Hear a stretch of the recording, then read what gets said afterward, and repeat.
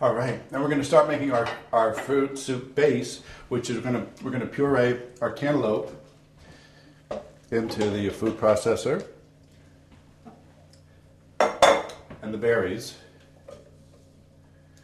Okay, let's get those going. And this you can leave on. We're going to add some lemon juice slowly because there's some pits still in there.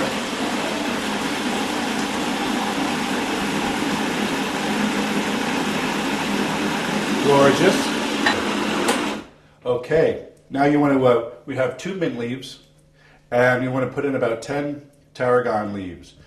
And you say, Shmuel, why 10? Why 2? It seems like such a few. Well, these are really strong flavor herbs, and any kind of overpowering and not the right blend. That's just how the recipes come out. And so then these will go inside here, and we'll keep blending that.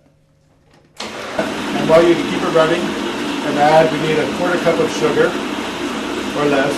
Just add a little fruit sweetener. There we go. And that's the beginnings of our fruit soup base. Keep clicking.